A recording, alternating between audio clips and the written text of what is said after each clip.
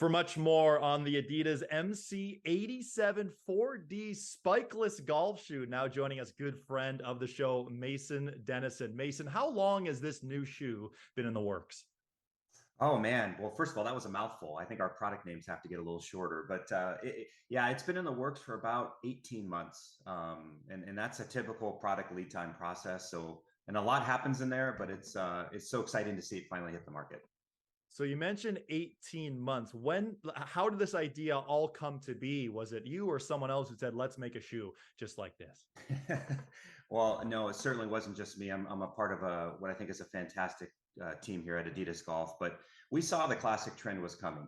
We really kind of saw that was, gaining steam and, whether it's fashion or just a little bit even in the golf market. So our plan was to attack it in a way that was unique for us. And we actually really had some fun because we got into the archives, and you should have seen everyone's face light up on the team. We found golf catalogs from the 70s and 80s when we were in Germany, and we actually discovered that we were making golf footwear even earlier than we thought commercially. And so once we got a hold of all those archives, we said, hey, we should start bringing some of these back under this MC naming, which is modern classic, and putting new technology into them and celebrating our heritage in golf footwear, which was longer than I think people would have thought, but making it really new with technology. So your experience wearing it was much more improved. Okay, so you mentioned it a little Yeah. right there. So I want to ask you about the significance behind the name itself, the MC Modern Classic, and then 87 4D. What does all that mean? Yeah, so MC87, there was a shoe in the 1987 catalog called the Tiverton. So just take that backstory, and think about that for a second, because it means nothing to you other than someone named a product Tiverton. We don't know why, because we don't know who named that product in 1987.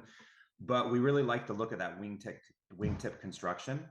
And so we took inspiration from that Tiverton model of 1987 from an archive catalog, and we said, let's bring it back and call it MC87.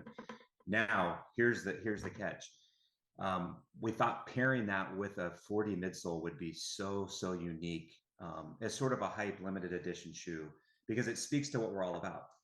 We have this archive, we have this history, but we have this future in modern technology, and you don't usually see those come together like that. So Yeah, totally. And now you mentioned so the 4D midsole for someone who, is hearing that for the first time. What does that all mean? yeah, 4D is very technical. Obviously, you see all the cross ribbing with it, and you can see into the midsole. It has a really futuristic, robotic almost look, and it's a very progressive way to make a product. It's very technical. So it actually, most midsoles are made from steel molds. So you design a midsole, and then you pour the foam into a steel, encapsulated mold, and the midsole comes out. With 4D, you code it. So the designers sit there and code the structures. So whether it's the vertical angle of the lattices going, across each other, or how they fold, or where you make them move or not, you're actually coding it to move in a certain area. And then they take UV, air, and this fluid, and they put it together, and it happens in these special chambers. And it actually comes, you can see it happen real time in front of you, where they stretch the fluid out, and then the UV light helps it dry. It's really technical. It's really cool. And I think you can specialize zones of the midsole to do exactly what you want. So it's coated, it's not poured, and it happens in these special chambers that are very technical. Often on this show, my jaw drops when I see great golf shots. My jaw just dropped hearing the Yeah. technology behind that, because there's so much that goes into a shoe like this. It is, and obviously you've seen it in with the brand. They've done it in some other products too. It's been difficult to scale it, to be honest, to make it really high volume commercial, especially for certain categories, because there's holes in it.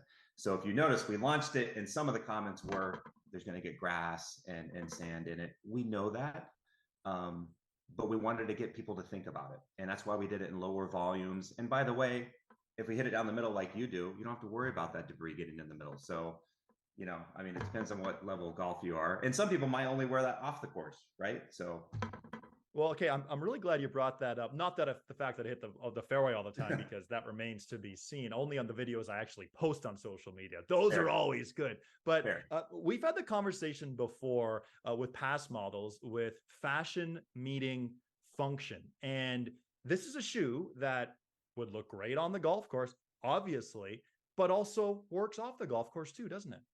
It does, and honestly, we're very proud of everything we make is for the golf course. We tested this product with golfers. Obviously, we have an internal testing database of almost 500 players. We have people on our team, of course, that love golf. So 4D works incredible for golf. It's actually very stable. It's very cushioned. Is this going to be worn on tour though? No, it's not. It doesn't perform at that level. But to your point, the mixing, which is so cool, of this old world upper, the broguing detail, the stitch detailing, it looks like a shoe that you could see worn in the 20s or 30s, 100 years ago. But to see it on top of a futuristic midsole like 4D is sort of a juxtaposition you don't normally see. And I think when we first got the sample, because I didn't know how this was going to come out, right? When we first got the sample, it was like the light bulb moment of, that is so cool. It's such a pairing that you wouldn't think would work well, but it actually comes together so nicely and gets people thinking about craftsmanship and future technology at the same time. Well, and you mentioned some things from the past too. This shoe also has the removable kiltie as well. What was behind some of the thought process of adding that to the shoe too? Well, if you're a history buff of footwear, you know that kilties used to be very common. Obviously, taken from Scottish heritage as a way to protect, the covering of the instep so debris didn't get inside there. But it calls back to classic footwear, and it's real exciting. So for us, it's a fashion play. Some people like the kiltie, some don't. You can remove it, which is nice. So I don't know if you're a kiltie person or not, but we find that there's kind of a 50-50. I think we're soon going to find out. I've never actually worn them before, but I mean, sometimes I like to go above and beyond in terms of what I wear on the golf course, whether it's lime colored golf shoes or maybe now kilties. I'm looking forward to putting these out and wearing them on the golf course. Mason, thanks so much for your time today. It is the Adidas MC87 4D Spikeless golf shoe. Thanks for your time. We'll talk to you soon. Thanks, Adam. Always appreciate it.